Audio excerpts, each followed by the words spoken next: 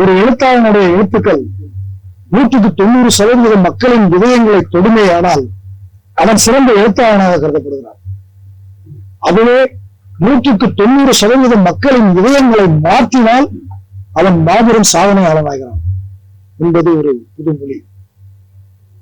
ஏறக்குறைய 40 ஆண்டுகால போராட்டத்துக்கு அப்புறம் இந்த படத்தை எடுத்து இன்னும் சிறந்த எழுத்தாளனா இல்ல சாதனையாளனா இந்த ரிசல்ட்டுக்காக காத்துட்டு இருக்கிறேன்.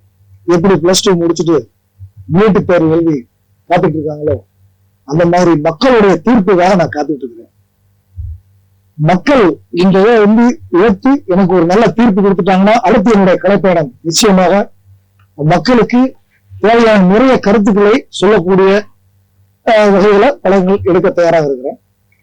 இந்த படத்தை பொறுத்தவரையில ஒரு விஷயம் சொல்றேன். இந்த படத்தை பொறுத்தவரையில எப்படி இந்த படம் பார்த்தா எப்படி இருக்கும் அப்படின்னா, பனிபடர்ந்த மலைகளுக்கு மத்தியில அழகான ஒரு ஆற்றங்கரையில தோப்புகளும் துறைகளும் சுற்றி நிறைந்த ஒரு இடத்துல பச்சை பசைன்னு பசுமையான போர் இருப்பது மாதிரியான ஒரு பச்சை புல்வெளியின் நடுவுல பனியை சுமந்து வர்ற அந்த தெண்டை காற்றை போர்வையா போட்டிட்டு போனா எப்படி இருக்கும், அந்த மாதிரி இனிமையா சுவையா இருக்கும் இந்த படம்.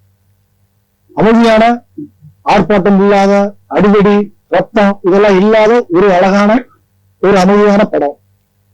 மக்களுக்கு நான் ஒரு முறை சொல்லிக்கிற விஷயம் என்னன்னா, இந்த படத்தை திரைப்படத்துல பாருங்க, திரையரங்குகள்ல பாருங்க.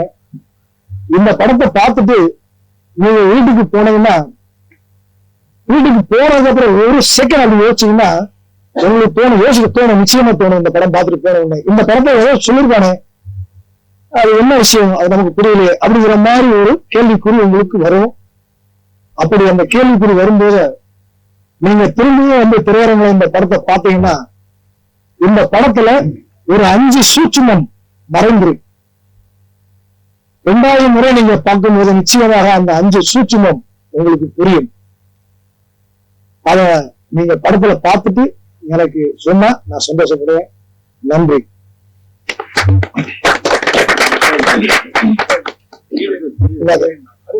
அடுத்தபடியா கதாநாயகிய பேச அழைக்கிறேன். வணக்கம் எல்லாருக்கும். இன்னைக்கு எல்லாரும் பார்க்க முடிஞ்சது ரொம்ப சந்தோஷமா இருக்கு. இந்த ஒரு பிரஸ் மீட்க்கு வர ரொம்ப சந்தோஷம். இந்த படத்தோட மெயின் டைரக்டர் என்ன நம்பி இந்த மாதிரி ஒரு கேரக்டர் கொடுத்திருக்காங்க, அதுக்கு ரொம்ப ரொம்ப நன்றி எல்லாருக்கும். இந்த சந்தீப் சார், அப்புறம் dance master Ramesh sir, Kamal sir இருக்காங்க. இதுல ஹீரோஸா இருக்கிற கிரண் அண்ணா, அமின் அண்ணா, ஷாருக் எல்லாரும் ரொம்ப சப்போர்ட்டிவா இருந்தாங்க. இந்த படம் February 13th ரிலீஸ் ஆகுது. ஸோ எல்லாருமே தியேட்டர்ல போய் பார்க்கணும், ரொம்ப சப்போர்ட் பண்ணணும். இது வரைக்கும் இந்த மாதிரி ஒரு சப்போர்ட் இருக்கணும். தேங்க்யூ. எல்லாருக்கும் வணக்கம். 13ஆம் தேதி ரிலீஸ் பண்ற அந்த மூவி எல்லாரும் பார்க்கணும். நாங்க எல்லாரும் புதுசாதான் இந்த இதுல வந்தோம். சின்ன சின்ன தப்புகள் இருக்கலாம், ஆனா நீங்க அதை ஏற்று எங்களை எல்லாம் சப்போர்ட் பண்ணி நெக்ஸ்ட் வேற லெவல்ல கொண்டு வரணும். இதுல கொஞ்சம் யோசிக்கிறதுக்கு நிறைய விஷயங்கள் இருக்கு. சோ நீங்க பார்த்துட்டு உங்களுக்கு பிடிச்சிருந்தா உங்க ஃப்ரெண்ட்ஸ் கிட்ட எல்லாருக்கிட்டையும் ஷேர் பண்ணணும். எல்லாரும் பார்க்கணும் கண்டிப்பா. தேங்க்யூ. என்னோட பேரு ஆதிரா, எங்க ஊரு கேரளா. எல்லாருக்கும் வணக்கம். என் பேரு கிரண், நான் பேசிக்கலி கேரளா தான். முதல்ல எனக்கு இப்படி ஒரு கேரக்டர் கொடுத்து என்ன இதுல நடிக்க வச்ச கஜேந்திர சாருக்கு ரொம்ப தேங்க்ஸ். அப்புறம் ரொம்ப டீம் மெம்பர்ஸ் எல்லாம், கேமராமேன் சந்திர சார், கமல் சார், அப்புறம் அசோசியேட் மியூசிக், ரொம்ப மொத்த டீம் அவ்வளவு சூப்பரா ஒர்க் பண்ணிட்டேன். அவ்வளவும் ரிஸ்க் எடுத்து அவ்வளவும் பிரச்சனைகளை ஃபேஸ் பண்ணி அவரு என்ன பண்றது கூட எனக்கு தெரியாது. அந்த அளவுல ஒரு ரிஸ்க் எடுத்திருக்கு. ஒரு 3 வருஷம் 4 வருஷமா அவரு அந்த அளவு ரிஸ்க் எடுத்ததுக்கு பின்னாடி அப்படியே அழிஞ்சிட்டு வருது. இப்போ அதுக்கான ரிசல்ட் கண்டிப்பா ஆடியன்ஸ் தான் கொடுக்கணும். கண்டிப்பா எல்லாரும் மூவி பார்க்கணும், எங்களை பிளஸ் பண்ணணும்.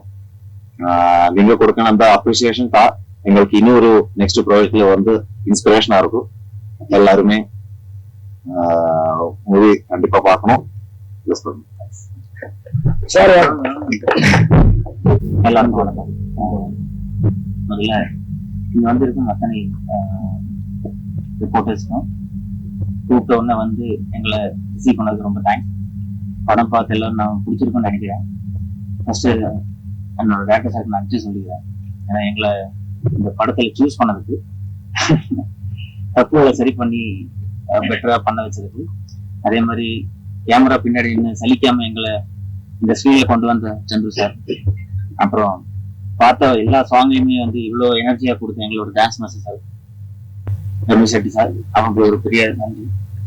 அதே மாதிரி அவங்க கூட நடிச்ச அஜினியா, அப்புறம் ஆதிரா, சாதிகோ, அப்புறம் கிரண் அண்ணா, அப்புறம் நம்ம சப்போர்ட்டா ஏடி சார், அப்புறம் எங்க அண்ணா அவங்க ஈரன் சார் ஞாபகம் வரல.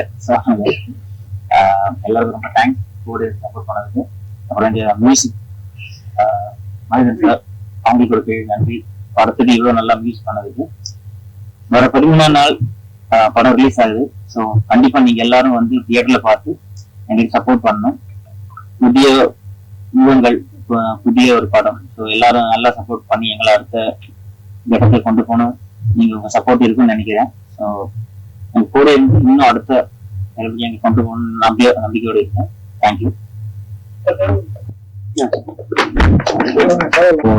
என் பேர் ஷாகில் ப்ரௌன், நமது கேரளா. எனக்கு தமிழ் அவ்வளோ வராது, எனக்கு தப்பான்னு மன்னிச்சிடணும். நான் இந்த ஃபர்ஸ்ட் டைம் தான் எனக்கு இந்த பிலிமினை குறித்து A to Z தெரியாது. கஜேந்திர சார் தான் வந்து எனக்கு எல்லாமே கற்றுக் கொடுத்துருக்கு. அதே மாதிரி எனக்கு இந்த படத்துக்காக சஜஷன் பண்ணது ஷினோஜ் மானந்தவாடி மேக்கமாக அவரு தான், அவரு நன்றி சொல்றேன். அதே மாதிரி Ajanya madam, Kiran sir, Vipin sir, dance master sir, cameraman sir, அதே மாதிரி ஆதி சார், பங்கி சார், எல்லாருக்கும் ഇവിടെ എല്ലാ യൂണിറ്റുകൾക്കും എല്ലാവർക്കും നന്ദി. Thank you so much. நண்பர்களுக்கு வணக்கம். மதிச்சு எல்லாரும் இந்த படத்தை பத்தி சொல்லணும்னு டைரக்டர் 40 வருஷமா போராடணும்னு சொன்னாரு. அதுல 3 வருஷமா நான் போராடிட்டேன் அவர் கூட இந்த படத்தை. அப்புறம் நான் அந்த சிலம்பத்தில நான் ஒரு 5-6 படம் பண்ணியிருக்கேன். சிலம்பத்தில ஷூட்டிங் என்னை பார்த்துட்டு வந்து, நான் ஒரு டைரக்டர் படம் பண்ணணும், பண்ணா நீங்க தான் கேமராமேன் சரியா சொன்னாரு. கண்டிப்பா பண்ணுவோம் சார்னு சொன்னேன். அவனுக்கு அங்கே ரூம் போட்டு கொடுத்து எல்லாரும் வர வச்சு எல்லாரும் பேசணும், இந்த கதையை பற்றி பேசணும், கதை நல்லா இருக்கு. அவர் நண்பர்கள்லாம் கை விட்டாங்க. எப்படியாவது நம்ம 2 பேரும் சேர்ந்து இந்த படத்தை முடிக்கும் அப்படின்னு சொல்லி அவருக்கு வாக்கு கொடுத்தேன். அதே மாதிரி பிள்ளையார் சொல்லி போட்டேன் சார், மதுரையில் பார்த்தேன். அவரையும் கூப்பிட்டு வந்து உள்ள உட்கார வச்சு எப்படியாவது ஆரம்பிக்கலாம் படத்தை ஆரம்பிச்சு முடிச்சு கொண்டு வந்துருக்கு. தியேட்டர் வரைக்கும் கொண்டு வரதுக்கு உங்க கையில தான் இருக்கு. எல்லாத்தையும் சின்ன படங்கள் எல்லாம் கொஞ்சம் ஊக்குவிச்சு நல்லா சப்போர்ட் பண்ணீங்கன்னாக்கா இந்த மாதிரி சின்ன டைரக்டர், சின்ன கேமராமேன், எல்லா டெக்னீஷியனும் வளருவாங்க.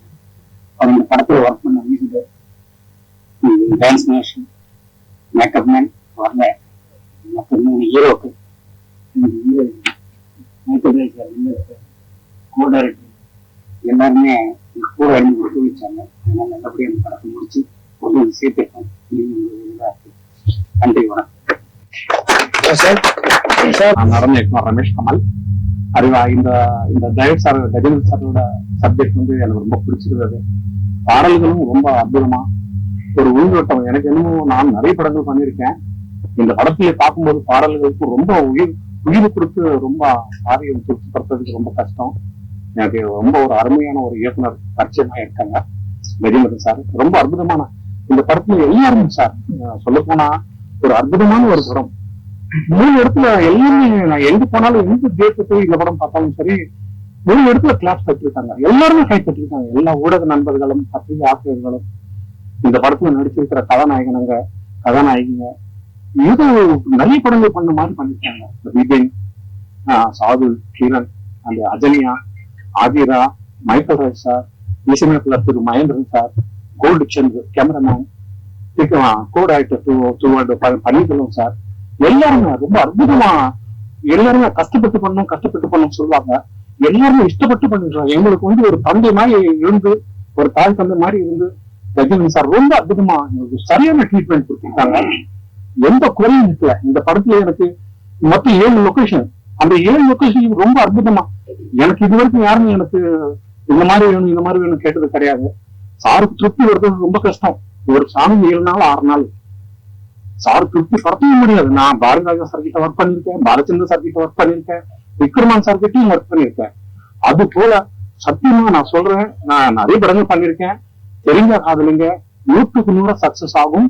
மறுபடியும் ஒரு பாரதிராஜா சார், மறுபடியும் ஒரு விக்ரம் சார் ஒரு இந்த படம் ஜெயிக்கணும்னு சொல்லி நான் மனதா நேசிக்கிறேன். தேங்க்யூ.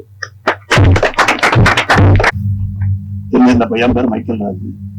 இந்த படத்துல அறிமுகப்படுத்திய டைரக்டர் கஜேந்திரன் அவர்களுக்கு நன்றி தெரிவித்துக் கொள்கிறேன். நான் 1992 பிமார்ட்ஸ் அகாடமின்னு சொல்லிட்டு திருவான்மையூர்ல இருந்துச்சு. அதுல நடிப்பு பயிற்சி முடிச்சேன். ஒரு 34 வருஷம் போராட்டம். இப்பதான் சார் எனக்கு ஒரு கேரக்டரை கொடுத்து என்னைய நடிகர் ஆக்கியிருக்காரு. அதனால சார்ட்ட அறிமுகப்படுத்தின கேமராமேன் சவுந்து அவர்களுக்கு நன்றி சார். எல்லாரும் வந்து தேட்டர்ல வந்து பார்த்து எங்களை மாதிரி சினிமா கலைஞர்கள்லாம் ஒரு வெற்றியடைய செய்யலாம் சொல்லிட்டு எங்க படத்தையும் வெற்றியடைய செய்ய அது முடிஞ்சது. வணக்கம். பத்திரிகை நண்பர்களுக்கும் ஊடக நண்பர்களுக்கும் என்னுடைய இனிய மாலை வணக்கம்.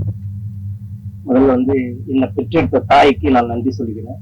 இந்த மேடையை, இந்த நிகழ்ச்சிக்கு என்னை உருவாக்கி என்னை பெற்றெடுத்த தாய்க்கு முதல் வணக்கம்.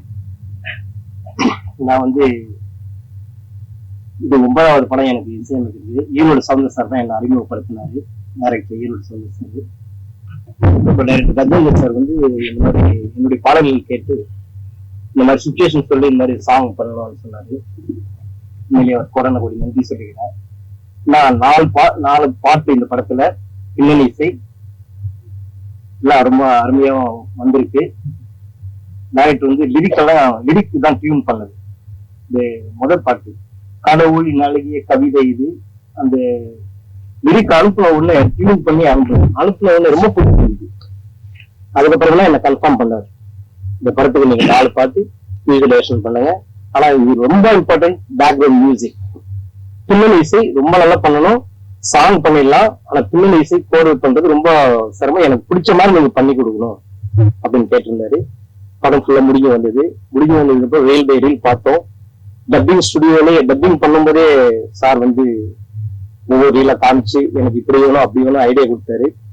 அவருக்கு பிடிச்ச மாதிரியே அந்த படத்துக்கு ஒவ்வொரு reel by reel music compose பண்ணி பேக்ரவுண்ட் மியூசிக் பண்ணி அவர் காமிக்கும் போது ரொம்ப பிடிச்சிருந்தது அவருக்கு. அதே மாதிரி நிறைய இடத்துல ஒரு சோலோ வயலின், அந்த வயலின் உண்மையிலே சொல்றேன், ராஜா சார் கிட்ட, ரகுமான் சார் கிட்ட, ஹாரிஸ் ஜெயராஜ் கிட்ட வாசிக்கிற சோலோ பிளேயர் வயலின். அந்த வயலின் அவரை கூப்பிட்டு தான் அந்த வயலின் ரெக்கார்ட் பண்ணேன். கிளைமேக்ஸ்ல தான் வரும் இந்த சீன்ஸ் எல்லாமே. உண்மையிலே லைவ் எல்லாம் பண்ணி அந்த அளவுக்கு ஃப்ரீடம் கொடுத்தாரு டைரக்டர். சாங்குக்கும் சரி, சாங்ல எல்லாமே live instruments, live flute, violins எல்லாமே லைவ் ஆர்கெஸ்ட்ரா போட்டு பண்ணேன். இது எனக்கு 9வது படம். எனக்கு தமிழ்ல வந்து 7 படம் பண்ணேன். கன்னடத்துல வந்து 2 படம் பண்ணியிருக்கேன் கன்னடா லாங்குவேஜ்ல. அந்த படம் சின்ன பட்ஜெட் மூவிங் தான். ஆனா மியூசிக் சம்பந்தப்பட்டது அவ்வளவு அழகா டைரக்டர் பிடிக்கிற மாதிரி அவருக்கு என்ன தேவையோ அந்த மாதிரி நான் அழகா மியூசிக் அமைச்சு கொடுத்தேன். ரொம்ப சந்தோஷமா இருக்கு. இது என்னுடைய 9வது படம். இந்த படத்துக்கு 4 பாடல்கள் பேக்ரவுண்ட் மியூசிக். ஃபர்ஸ்ட் பாட்டு வந்து ஹரிணி பாடினாங்க. அந்த பாட்டு வந்து உண்மையிலே இப்போ புதுசா இசையமைச்சிட்டு இருக்காரு அந்த சாய் அபயங்கர். அவர் தான் ரெக்கார்டிங் பண்ணதே. ஃபர்ஸ்ட் சாங் வந்து ஹரிணி பாடினாங்க.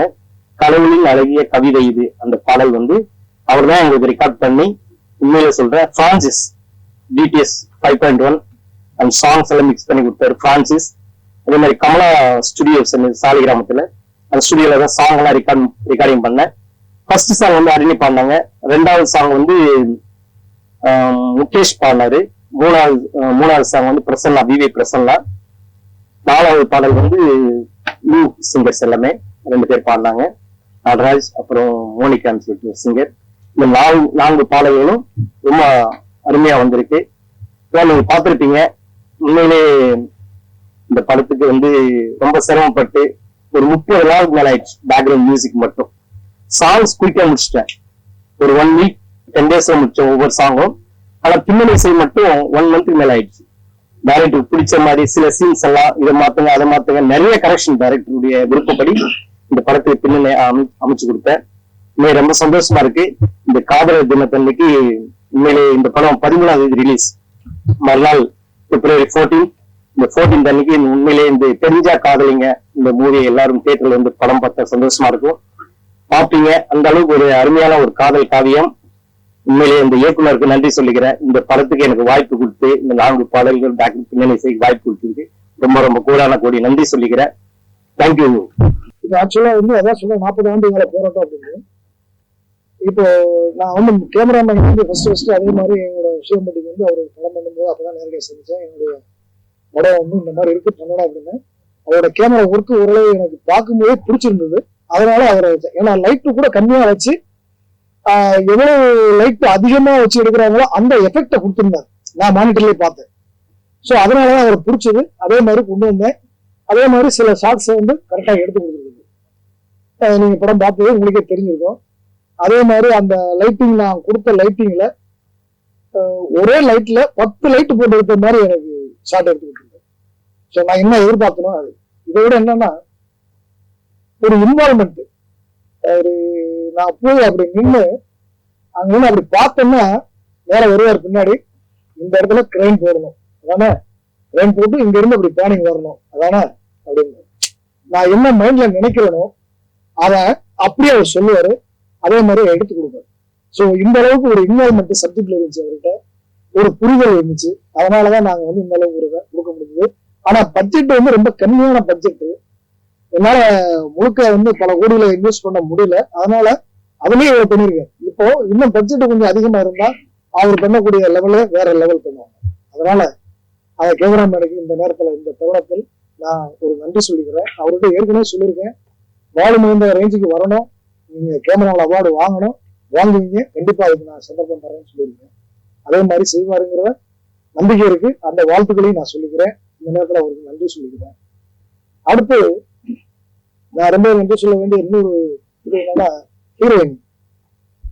இன்னைக்கு பிரசன்ட் இந்த சூழ்நிலையில நான் வந்து ஏற்கனவே எத்தனையோ ஹீரோயினும் இந்த கதைக்காக நான் தேடி இருக்கேன், செலக்ட் பண்ணிருக்கிறேன். ஒரு ஹீரோயின்லாம் செலக்ட் பண்ணி போட்டோ ஷூட் எடுத்து அட்வான்ஸ் எல்லாம் கொடுத்து கன்ஃபார்ம் பண்ணி முடியாம போயிடுச்சு. அவங்களால நடிக்க முடியல, ஆயிடுச்சு. இது வந்து ஒரு பிராப்தம்னு கூட சொல்லலாம். இது இவங்கதான் நடிக்கணும் அப்படிங்கிற ஒரு பிராப்தம்னு கூட சொல்லலாம். அந்த மாதிரி வந்து இந்த ஹீரோயின்ல நான் போய் பார்க்கும்போது ஒரு சின்ன பொண்ணு அப்படியே ஒரு தாவணியை கட்டிட்டு அப்படி வந்து முன்னாடி நின்று மத்த என் கூட வந்திருந்தாங்க எல்லாரும். ஒரு 5 பேர் வந்திருந்தாங்க. வந்துட்டு பார்த்துட்டு என்ன சார் இந்த பொண்ணை வந்து பாக்குறீங்க, இருங்க பார்த்துட்டு போவாங்க, ஸ்டில் எடுத்துட்டு எல்லாம் பண்ணிட்டு வந்துட்டோம். இவங்க கூட சொல்லல ஹீரோயின் நீங்க தான் அப்படின்றது பிக்ஸ் பண்ணல. நான் போய் ரிசல்ட் பார்த்துட்டு உங்களுக்கு ஃபோன் பண்றேன்னு சொல்லிட்டு வந்துட்டேன். வந்த பின்னாடி என் கூட வரும்போது கார்ல வரும்போது 5 பேருமே என் கூட வந்து 5 பேருமே சொல்றாங்க, கேமராமேன் முதல் கொடுத்து, சார் இந்த பொண்ணு வந்து பல்லு வர ஒரு இது பல்லு எக்ஸ்ட்ரா இருக்கு, அதனால அதை வந்து நீங்க மைனஸ் பாயிண்ட் ஆகும் கேமரால காட்டுங்க. இப்படி எல்லாருமே டிஸ்கஸ் பண்ணாங்க. எல்லாருமே வந்து ஒத்துக்கல, ஹீரோயினியா ஒத்துக்கல. நான் எனக்கு வந்து ஒரே ஒரு ஸ்டில் மட்டும் இம்ப்ரெஸ் பண்ணிச்சு. அந்த ஒரு ஸ்டில் தான் இந்த பொண்ணை ஹீரோயினியா செலக்ட் பண்றதுக்கு எனக்கு இன்வெஸ்ட்மெண்ட் பண்ணிச்சு. அதனால மைனஸ் பாயிண்ட் எது இருக்கோ அதை பிளஸ் பாயிண்ட் ஆக்கிறேன் அப்படின்னு சொல்லிட்டு தான் ஒரு சேலஞ்சோட தான் அந்த பொண்ணை ஹீரோயினியா இன்ட்ரோடியூஸ் பண்ணேன். இன்ட்ரோடியூஸ் பண்ணதுல இப்போ நான் என்ன சொல்ல வந்தேன்னா, ஏற்கனவே படம் வந்து நான் ஹீரோயினியா பேசுறதுக்கு முன்னாடியே சார் எவ்வளவு சம்பளம் தருவீங்க அப்படின்னு கேட்டவங்க எல்லாம் நிறைய பேர் இருக்காங்க. சரி நீங்க எவ்வளவு எதிர்பார்க்கறீங்க சார், நீங்க என்ன பட்ஜெட்ல போட்டிருக்கிறீங்க, சரி நான் என்ன எதிர்பார்க்கறீங்கன்னு கேட்ட அடுத்த நிமிஷம் அவங்க கேட்ட கேள்வி பட்ஜெட்ல நீங்க என்ன போட்டிருக்கிறீங்க அமௌண்ட் அப்படி. ஸோ புதுசா நடிக்கிறதுக்கு ஒரு வாய்ப்பு கொடுக்குறேன் அப்படிலாம் கேட்டவங்க எல்லாம் இருக்கிறாங்க என்கிட்ட. இப்போ இன்னைக்கு வரைக்கும் ஸ்டில் நவ் என்கிட்ட 10 பைசா கூட பணம் வாங்காம, டிரான்ஸ்போர்ட் கூட வாங்காம ஒரு ஹீரோயினி எனக்கு நடிச்சு கொடுத்துருக்கேன். அதுக்காக அவங்களுக்கு நான் ரொம்ப நன்றி சொல்ல போறேன். அவங்க அப்பா அம்மா அதே மாதிரி. அவங்க அப்பா வந்து ரொம்ப ஜென்டில்மேன், பக்கா ஜென்டில்மேன். அவர் வந்து நான் பஸ் பேருக்கு 6 ரூபா கொடுப்பேன், வாங்க மாட்டேன்னு சொல்லுவேன். அவங்க அம்மாட்ட கொடுப்பேன், வாங்க மாட்டேன்னு சொல்லுவாங்க. ஏன் வாங்க மாட்டேங்கிறீங்க அப்படின்னா எங்க அப்பா அவங்க எனக்கு கொண்டு போட்டுருவாரு. ஸோ அவரு சார் நீங்க இவ்வளவு ரிஸ்க் எடுக்கிறீங்க, உங்களுக்கு எங்களால பைனான்ஸ் பண்ண முடியல அப்படிங்கிற வருத்தமா இருக்கே தவிர மற்றபடி எங்களால முடிஞ்ச இந்த ஹெல்ப் பண்றோம் சார் சொல்லிட்டு இன்ன வரைக்கும் டிரான்ஸ்போர்ட் கூட வாங்கினதில்லை. அதனால அதுக்கு ஒரு நன்றி. அது மாதிரி செகண்ட் இயர் அவங்களும் வந்து என்னோட கோஆபரேஷன் பண்ணாங்க. யாரும் அவங்களுக்கு சம்பளம் கொடுக்கல, பட் எனக்கு கூட எல்லாம் கோஆபரேட் பண்ணி நடிச்சு கொடுத்தாங்க. அதுக்காக நன்றி சொல்ல கடமைப்பட்டிருக்கேன். அடுத்து மியூசிக் டைரக்டரை பத்தி சொல்ல வேண்டியதான், அவரையும் நிறைய சொல்லிட்டாரு. இப்போ அதே மாதிரிதான் அந்த கடவுளை வளைய கவிதை சாங் வந்து நான் லிரிக் கொடுத்தேன். லிரிக் போட்டு ஒரு 10 நாள் டைம் எடுத்தாரு. லிரிக் கொடுத்த அடுத்த நிமிஷமே எனக்கு டியூனை போட்டு அனுப்பினாரு. நான் நேரடியாக கூட இல்லை, ஆனா சுச்சுவேஷன் சொல்லிட்டு போயிட்டேன், இதுதான் லிரிக், இதுக்கு எனக்கு டியூன் அழகா வேணும் அப்படின்னு. டியூனை போட்டு அனுப்பினாரு. கேட்ட உடனே எனக்கு பிடிச்சிச்சு, கேட்சாச்சு. ஒரே டியூன் தான். கேட்ட உடனே சார் நல்லா இருக்கு, இது அப்படியே அழகுபடுத்துங்க அப்படின்னு சொல்லிட்டு சொன்னேன். அழகுபடுத்தி அழகா கொடுத்தாங்க. ஹரிணிகிட்ட போய் பாட வச்சோம். அந்த ஹரிணிட்டையும் சொன்னேன் 14 வயசு பொண்ணு பாடிட்டு வர மாதிரி அப்படின்னு. அவங்களும் அந்த குரலை சேஞ்ச் பண்ணி அழகா பாடி கொடுத்தாங்க. இதுக்கப்புறம் இந்த 60 நொடிகள் சாங்ல தான் ஒரு 4 டியூனை போட்டு கொடுத்தாரு. எனக்கு பிடிக்கல சார், இந்த டியூன்லாம் பிடிக்கல, நீங்க உன் டைம் எடுத்துக்கீங்க, எத்தனை நாள் வேணாலும் எடுத்துக்கீங்க. கடவுளின் அழகிய கவிதை மாதிரி எனக்கு ஒரு சாங், இந்த டியூனு ஒரே டியூன் மட்டும்தான் அனுப்பணும், அதை நான் ஓகே பண்ணணும், இதுக்கு தயார்னா நீங்க பண்ணுங்க. ஒரு 15 நாள் கிட்ட கூட வரல, என் போன் கூட பண்ணல, எங்க போனாலும் என்ன பண்ணாருன்னு தெரியல. 15வது நாள் வந்து நான் ஷூட்டிங் ஸ்பாட்ல இருக்கேன், ஒரு டியூன் எனக்கு வாட்ஸ்அப்ல அனுப்புறாரு. அதை போட்டு கேட்கிறேன், என்னோட டீமோட கேட்கிறோம். டீம் ஒத்துமொத்த டீமும் அழகான டியூன் சார், இதை ஓகே பண்ணுங்க அப்படின்றாங்க. ஒரே டியூன் தான், அப்படி ஓகே பண்ணதான் 60 நொடிகள் சாங். அதனால மியூசிக் டைரக்டர் இது அதுக்கு அடுத்த வகையா இந்த சாங் இதோட ரீரிகார்டிங், அதாவது எனக்கு விஷுவல் வந்து நாடகம் மாதிரி டைலாக்க சும்மா எல்லாத்துக்கும் டைலாக் பேசிட்டே இருக்கிறது எனக்கு ஏற்கனவே பிடிக்காத ஒரு கான்செப்ட். நம்ம படம் காட்டுறோம்னா விஷுவல் காட்டணும், அங்க வந்து விஷுவலுக்கு தகுந்த மாதிரி பேக்ரவுண்ட் RR இருக்கணும். RR இருந்தாதான் அந்த விஷுவல். அது மாதிரி அவருக்கு ஒரு வாய்ப்பு கொடுத்தாங்க. படத்துல மேக்சிமம் எல்லாமே வந்து விஷுவல் தான் இருக்கு, அதிகமாக டைலாக் இருக்காது, கம்மியா பார்த்துட்டு. அப்ப அந்த விஷுவலுக்கு எனக்கு இந்த எஃபெக்ட் தான் வேணும் அப்படின்னு அவரு கூட சண்டை போட்டிருக்கேன். அது மாதிரி 1 மாசம் டைம் நான் டைம் எடுத்துக்கேன்ட்டேன். ஆனா பட்ஜெட்டு சின்ன பட்ஜெட்டு சார் அப்படின்னாரு, லைவ் போடணும் சார் அப்படின்னாரு. சரி சார் போட்டுருவோம் அப்படின்னு கடைசியில பார்த்துட்டு சார் ஃபைனான்ஸ் கொஞ்சம் இருக்குது, அதனால லைவ் வேண்டாமே கட்டணும் எல்லாமே இல்ல சார் போட்டு ஆகணும் சார் அப்படின்ட்டு அவரா ஆளை பிடிச்சி கொண்டு வந்து போட்டு எடுத்துருவாரு. எடுத்துட்டு அதுக்கப்புறம் சார் எடுத்துட்டேன், அவருக்கு இந்த அமௌண்ட் கொஞ்சம் கொடுங்க போங்க அப்படின்னு. அவர் என் ஃப்ரெண்டு தான், எனக்காக வந்தாரு, பண்ணி கொடுத்தாரு. ஸோ இந்த அளவுக்கு எனக்கு கோஆபரேட் பண்ணி இந்த மியூசிக் இசையில வந்து மிகப்பெரிய ஒரு பிரம்மாண்டத்தை ரீரெக்கார்டிங்ல எனக்கு காட்டியிருக்காரு. அது உண்மையாவே எனக்கு ரொம்ப பிடிச்சிருந்துச்சு. நான் எதிர்பார்த்தது என்னவோ அதே மாதிரிதான் கிளைமேக்ஸ்ல வந்து நான் எதிர்பார்த்ததை அப்படியே டபுளா பண்ணி கொடுத்தாரு. அதுக்காக நான் ஒரு நன்றி சொல்லிக்கிறேன். அது மாதிரி அடுத்து சொல்லணும்னா அதிகமா சொல்லணும்னா டான்ஸ் மாஸ்டர். டான்ஸ் மாஸ்டர் வந்து பேசியாச்சு, வர சொல்லிட்டேன், ஸ்பாட்டுக்கு வந்துட்டாரு. வந்துட்டு டான்ஸ் பண்ணும்போது ப்ரோக்ராம் போயிட்டு இருக்கு, ஷூட்டிங் போயிட்டு இருக்கு. மாஸ்டர் அப்படின்னா என்ன சொல்லுங்க அப்படின்னு. மாஸ்டர் இது பிடிக்கலையா, சரி மாத்துறேன், உடனே ஒரு மூவ்மெண்ட் மாத்துவார். அப்ப ஸ்பாட்லயே அப்ப அந்த நிமிஷமே மாத்துவாரு. இதே மாதிரி ஒரு நான் சொல்ல சளைக்காம பண்ணேன். எனக்கு மாஸ்டர் அப்படின்னா மாஸ்டர் அப்படியா சரி தம்பி மாத்து அப்படின்னு உடனே கமல் உடனே போய் ஓடி போய் டான்ஸ் மூவ்மெண்ட் வேற மாத்திடுவேன்.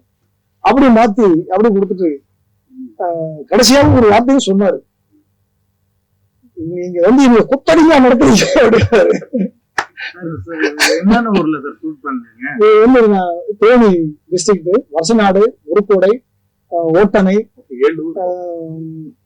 அது அப்புறம் ஆண்டிப்பட்டி, சூலம்பட்டி, வைகடம், அரியமான் பீச், காரங்காடு, முடிவீரன் பட்டினம். நீங்க பேசும்போது சொன்னீங்க ஒரு 5 விஷயத்தை இம்ப்ரெஸ் பண்ணணும் அப்படின்னு சொன்னீங்க. என்னென்ன மாதிரி விஷயத்தை வந்து நீங்க நீங்க படம் பார்த்துட்டு வாங்க, அப்புறம் தான் சொல்லுவேன்.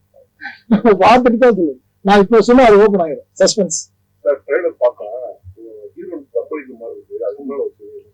செகண்ட் ஹீரோயின், அதாவது அதுல ஒரு டைலாக் வரும், காதலுக்காக அப்படின்னு சொல்லி ஒரு டைலாக் வரும். அவன் வந்து அந்த சீரடை அந்த பொண்ணை வந்து கருத்துறான் கடைசி. அதாவது லவ் பண்ற அப்படிங்கிற அந்த ஒரு காரணத்துக்காக அவன் சொல்றதெல்லாம் அந்த பொண்ணு செய்யறான். அதுதான் அது விஷயம். அப்ப அந்த காதல்ல மயங்கி காதலுக்காக இப்படி தப்பு பண்ணி வெட்டியா கெட்டு போறீங்களே அப்படிங்கிற ஒரு மெசேஜ் தான். அதனால காதலுங்கிறதுனால இப்படி சொல்லி ஏமாந்துறாங்க அப்படிங்கறத அந்த மெசேஜ். ஆமா, அதுல வந்து அந்த ஒரு விஷயத்துக்காக தான் அதை வந்து மாத்துறாங்க. அதாவது நீங்க சொன்னீங்க இல்லையா சிகரெட் பிடிச்ச அந்த டைலாக் தான், இந்த ஜென்மத்திலேயே எல்லாத்தையும் அனுபவிச்சிடணும் அப்படின்னு சொல்லி அவன் சிகரெட்டை கத்துக் கொடுக்குறான். அது வந்து நீங்க ஃபர்ஸ்ட் +2 படிக்கிற மாதிரி காட்டுறீங்க, டீனேஜ் கெடுக்கிற மாதிரி ஒரு சூழ்நிலை. அது அதனால 16+ங்கிறது குடும்பத்தோட வந்து பார்க்கட்டும் அப்படிங்கிறது அவங்க சொன்ன ரீசன். சென்சார் போர்டில் எனக்கு சொன்ன ரீசன் அது. ஏன் வந்து அந்த ஒரு டைலாக்காக தான் கொடுத்துருக்கோம், மற்றபடி எதுக்காக இல்லை. ஆனா A16+ங்கிறது 16 வயசுல இருக்கிறவங்க, 18 வயசு கீழே இருக்கிறவங்க அவங்க அப்பா அம்மா பெர்மிஷனோட வந்து படம் பார்க்கணும், இல்ல அவங்க அப்பா அம்மாவோட கூட்டிட்டு வந்து பார்க்கணும் அப்படிங்கிறதா அது.16+ங்கிறது இப்ப நமக்கு வந்து மக்களுக்கு வந்து அதெல்லாம் பார்க்கணும்.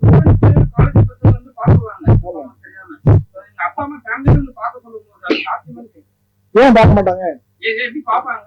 இதுல மெசேஜ் சொல்லுங்க.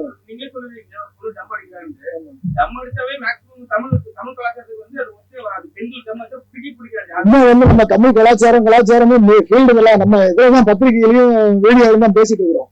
ரியல் லைஃப்ல பாத்திருக்கீங்களா? எத்தனை பொண்ணுங்க பார்ல போய் தண்ணி அடிக்கிறாங்க?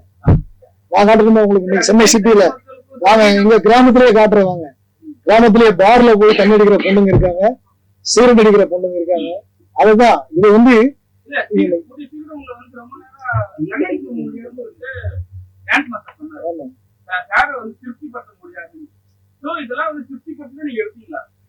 ஆமா திருப்திப்படுத்தி எடுத்தாங்க. மெசேஜ் அதானே சாட்டிஸ்ஃபைட். ஆமா சாட்டிஸ்ஃபைட் பண்ணதான். ஏன்னா அதாவது எல்லா விஷயம் அது ஸ்கிரிப்ட், அது அந்த ஸ்கிரிப்ட்ல அவங்களுடைய பெர்ஃபார்மன்ஸ் அதுல சாட்டிஸ்ஃபைடே ஆக மாட்டேன். பெர்ஃபார்மன்ஸ் நான் எதிர்பார்க்கிற எஃபெக்ட் வர்றது வரைக்கும் விட மாட்டேன். இதுதான் விஷயம். அதுதான் அவர் சொன்னது. அந்த டான்ஸ் மூமெண்டா இருக்கட்டும், இல்ல அவங்களுடைய ஆக்டிங் கெப்பாசிட்டியா இருக்கட்டும், இது எல்லாமே வந்து நான் என்ன என்னுடைய மைண்ட்ல இருக்கோ அது வர்றது வரைக்கும் விட மாட்டேன். அதான் 10 டேக்கு 15 டேக்கெல்லாம் போயிருக்கு. அதெல்லாம் டைம் 20 டேக் வரைக்கும் போயிருக்கு. யாருங்க சொல்லிட்டு ஆக்சுவலா நான் தம் அடிக்கல, அது வந்து ஜூஸ் சிகரெட். சார் என்கிட்ட அந்த சிச்சுவேஷன்ல தான் சொன்னா, இந்த சீனு தான் பண்ணணும். அப்ப நான் சொன்னேன், சார் எப்படி சார் எனக்கு முடியல, எனக்கு தெரியாது, ஆக்சுவலா எனக்கு தெரியாது. சார் சொன்னா, இல்ல நீ அது ஆக்டிங் தானே, நம்ம என்ன பண்ணோமோ அந்த அது விஷயம் ஆக்டிங்கா மனசுல வச்சுதான் பண்ணணும். அந்த மைண்ட்ல தான் பண்ணோம். 2-3 டேக்கெல்லாம் அது ரீடேக் தான் ஆயிடுச்சு. ஆனா அது சாருக்கு அந்த லாஸ்ட் விஷயம் இல்லையா, அந்த சிகரெட்டை பிடிச்சு பிடி பண்றது, அது சாருக்கு ஓகே. சோ அதனாலதான் பண்ணோம்.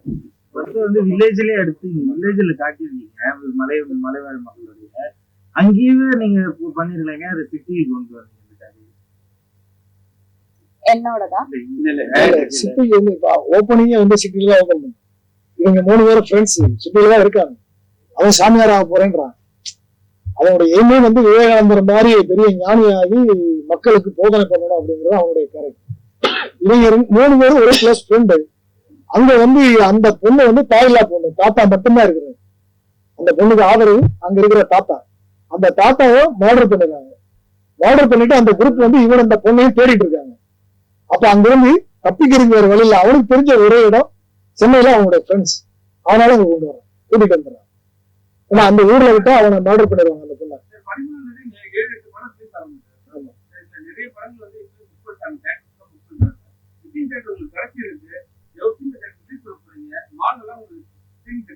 எனக்கு 40 தியேட்டர் கிடைச்சிருக்கு. மால் தியேட்டர் தான், எல்லாமே காம்ப்ளெக்ஸ் தான். நான் BNCA வேணாம்னு தான் சொல்லிட்டேன். தியேட்டர் வந்து எனக்கு மால் தியேட்டர் காம்ப்ளெக்ஸ் தான் கன்ஃபார்ம் பண்ணுங்க அப்படின்னு சொல்லிருக்கேன். அது வந்து ஒரு 40 தியேட்டர் கிடைச்சிருக்கு, எல்லாமே மால் தியேட்டர் தான். மதுரையில வந்து வெற்றி சினிமா இருக்கு, மதுரை வெற்றி சினிமா, தேனி வெற்றி சினிமா, ராம்நாடு வந்து சினி லான்ச்சு, சிவகங்கை வந்து யாழினி, சென்னையில வந்து தேவி ஆர்பட்டு, மாயாஜா, ரோஹிணி ஆல்பட்டு சொல்லிட்டேன், தேவி ஆல்பட்டு, ரோஹிணி, சரவண பாலாஜி, இது எல்லாமே. அதே மாதிரி சேலத்துல வந்து ARS, திண்டுக்கல்ல வந்து ராஜேந்திரா, உமா ராஜேந்திரா, இப்படி எல்லாமே வந்து எனக்கு மால் தியேட்டர் தான். நாகர்கோவில்ல வந்து வசந்தம் பேலஸ், அந்த எல்லாமே மால் தியேட்டர்ஸ் தான் கிடைச்சிருக்கு. இல்ல சார், BNC எல்லாம் வந்து படம், BNC எல்லாம் தியேட்டர்ல போய் படம் பாக்குறது இல்ல. இப்போ மால் தியேட்டர்ல தான் வந்து ஆன்லைன்ல புக் பண்ணி போய் பாக்குறாங்க. இப்ப BNCல இருக்கிறவங்க, இங்க கிராமத்துல இருக்கிற ஒருத்தர் மதுரை வெற்றி தியேட்டருக்கு ஆன்லைன்ல புக் பண்ணி போய் சினிமா பாக்குறாங்க. காரணம் என்னன்னா அந்த சொபிஸ்டிகேட்டடான ஒரு லைஃப் அதை பார்த்து என்ஜாய் பண்ணிட்டு வரணும் அப்படின்னு நினைச்சு வர்றாங்க. எங்க உசிலம்புல இருக்கிற தியேட்டர்ல பாக்குறதுக்கு ஆள் இல்லை. ஒரு நாளும் போயிருந்தேன், நைட் ஷோ போனா ஒருத்தர் கூட வரல, வேற வழியில எல்லாம் தியேட்டருக்கு முன்னாடி படத்துல நான் சொல்ல வரப்போல இதுக்கெல்லாம் மாட்டி விடாதீங்க இல்லையா. ஆமா சார், இப்ப அது நல்ல கேள்வி கேட்டது. உண்மையாவே நான் வந்து இப்ப 4 சுவத்துக்குள்ளதான் ஆடியோ லான்ச் எல்லாமே பண்ணிருக்காங்க. பெரிய பெரிய நடிகர்கள், ஆர்டிஸ்ட், டைரக்டர் எல்லாமே 4 சுவத்துக்குள்ளதான் வச்சிருக்காங்க. நான் எப்பவுமே வந்து எனக்கு பாரதிராஜாவுடைய தாக்கம் அதிகமா இருக்கும். ஏன்னா அவருடைய படங்கள் எதுவுமே எல்லாமே பார்த்திருக்கிறேன். அவரை என்னுடைய மானசீக குருவா ஏற்றுக்கிட்டேன். அவருடைய தாக்கம் என்கிட்ட இருக்கும். அவரை வந்து அவர் பண்ண மாதிரி நம்மள ஏதாவது ஒரு டிஃப்ரெண்டா வித்தியாசமா பண்ணணும் அப்படின்னு ஏதாவது ஒண்ணு பண்ணி ஆகணும் அப்படின்னு நினைச்சேன். இப்ப என்ன பண்ணலாம் அப்படின்னா, ஆடியோ லான்ச் இந்த மாதிரி 4 சோத்துக்குள்ளேயே வைக்கிறாங்க, இதை ஏன் ஒரு கிராமத்துல வைக்கக்கூடாது அப்படின்னு முடிவு பண்ணேன். இப்ப ஷூட்டிங் போகும்போது நான் அதுக்காக ஒரு கிராமம் தேடிக்கிட்டு நியூஸ் கூட சொன்னேன், பக்கத்துல ஏதாவது கிராமம் இருந்தா பாருங்க அப்படின்னு சார் சொல்லிட்டு இருந்தாங்க. ஆனா எல்லாருமே வந்து இல்ல நீங்க அது செய்வனா, எல்லாரும் நம்ம ஒரு ஸ்டுடியோவை புக் பண்ணி இல்லைன்னா ஒரு இதை புக் பண்ணி பாத்துடலாம், ஹாலை பண்ணிடலாம், மண்டபத்தில் இல்ல நான் அதுல பிடிவாதமா இருந்தேன். அப்படி பார்க்கும்போது முடிகரன் பட்டினம் அப்படிங்கிற அந்த கிராமம் ஒரு அழகான கிராமம். அந்த கிராமத்துல நான் சாங் ஷூட் அவுட் பண்ண போனேன். அங்க இருந்த அந்த மக்களுடைய ரிசீவிங் எனக்கு ரொம்ப பிடிச்சி போச்சு. எனக்கு எந்த டிஸ்டர்பன்ஸும் பண்ணல. நான் போய் இறங்கணும், இந்த மாதிரி ஷூட் பண்ண போறேன்னு பண்ணிக்குங்க, எங்க வேணாலும் பண்ணிக்கங்க அப்படின்ட்டு, வாங்க முதல்ல நீங்க எங்க வீடு வாங்க சாப்பிடுங்க, அப்படின்னு தண்ணி விட்டுட்டு டீ கொடுத்துட்டு சாப்பாடு சாப்பிடுங்க அப்படின்னு சொல்லி எங்க ரொம்ப உபசரம் பண்ணாங்க. அந்த கிராமமே 300-400 வீடு இருக்கு. அந்த கிராம மக்கள் எல்லாருமே அப்படி இருந்தாங்க. அதே மாதிரி அந்த கிராமத்துல யார போய் கேட்டாலும் நீங்க என்ன பண்ணாங்களோ எங்க கிராம தலைவர் இருக்காரு, அவர்கிட்ட போய் கேளுங்க. அதே மாதிரி எல்லாரும் பெண்ணுங்களா இருந்தாலும் சரி, பையங்களா இருந்தாலும் சரி, சின்ன பசங்களா இருந்தாலும் சரி, எல்லாருமே ஒரே வார்த்தை எங்க தலைவர்கிட்ட பேசுங்க அப்படின்னு. அப்போ அவர் தலைவரை போய் பார்த்தோம். அங்க வந்து எப்படி அந்த கிராமம் இருக்குன்னா, கிழக்கு பக்கம் வந்து வங்காள விரிகுடா கடல், இந்த பக்கம் கிராமம், வலது பக்கம் வந்து முருகன் பட்டினத்துல ஒரு அழகான முருகன் பாலசுப்ரமணியன் கோயில். அந்த கோயிலுடைய சிலையை தான் ஃபர்ஸ்ட் நான் என்னோட படத்துல முதல்ல காட்டிருக்கேன். ஓப்பனிங் வர்றது அந்த பாலசுப்ரமணியன்.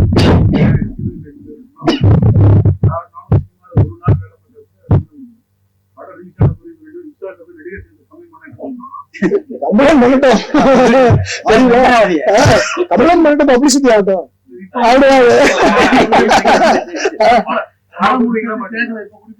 எனக்கு சென்சார் சர்டிபிகேட் கிடைச்சிருச்சுல்ல. இல்ல சார், அது வேற விஷயம். நல்லா ஓடுச்சுன்னா நான் செய்யக்கூடியது வேற, அதை நான் சொல்லக்கூடாது. இல்லாம செயல்ல நிச்சயமா நீங்க காமெடிக்காக அவங்க வந்து அதே இடத்துல போட்டு சொல்றது தவறான சாங்ல யூஸ் பண்ணிருக்கேன். காமெடிக்காக நீங்க யூஸ் பண்ணிருக்கீங்க. இல்ல பாட்டுல வெளியே ஒரு திருநங்கை காதலையும் ஏத்துக்கிட மதிச்சு ஏத்துக்கிடான்னு சொல்றீங்க. பாட்டை தாண்டி ஒரு திட்ட வச்சிருக்கீங்க, காமெடி மாதிரி. அவங்க வந்து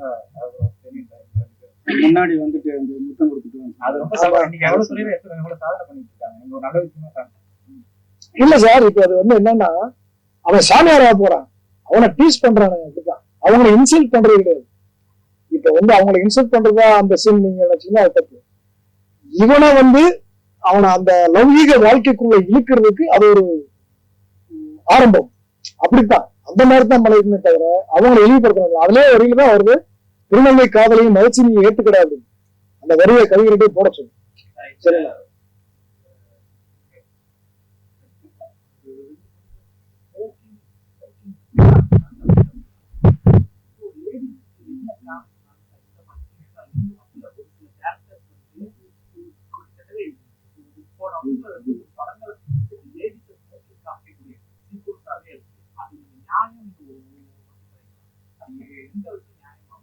சார் இப்போ ஆமா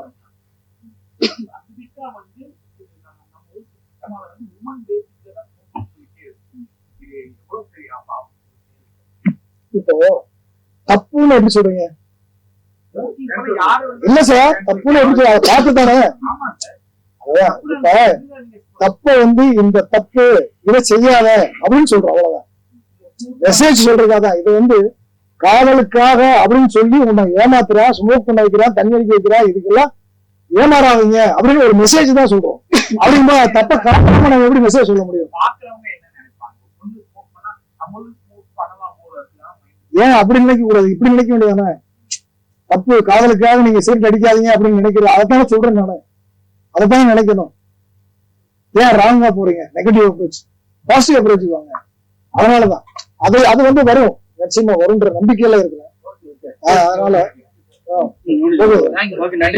ரொம்ப அதாவது வந்து எங்களுடைய இதை ஆதரவு கொடுத்ததுக்கு ரொம்ப நன்றி. இதுல இன்னொரு விஷயம் நான் சொல்லிக்கிறேன். என்னோட கையில இருக்கிற பேனாவை விட உங்களோட கையில இருக்கிற பேனாவுக்கு சக்தி அதிகம். ஏன்னா உங்களுடைய பேனா எங்களை ரொம்ப உச்சத்துக்கும் கொண்டு போகும், ரொம்ப கீழே தாழ்த்தியும் கொண்டு போகும். அதனால எங்களை கொஞ்சம் தயவு செஞ்சு உச்சத்துக்கு கொண்டு போறதுக்கு உங்களுடைய பேனாக்களை பயன்படுத்தணும்னு வேண்டிக்கிட்டு வந்து எனக்கு கோவிலுக்கு அனைவருக்கும் என்னுடைய அக்ரிலேண்ட் பிலிம் சார்பாக மனமார்ந்த நன்றியை தெரிவிக்கிறேன்.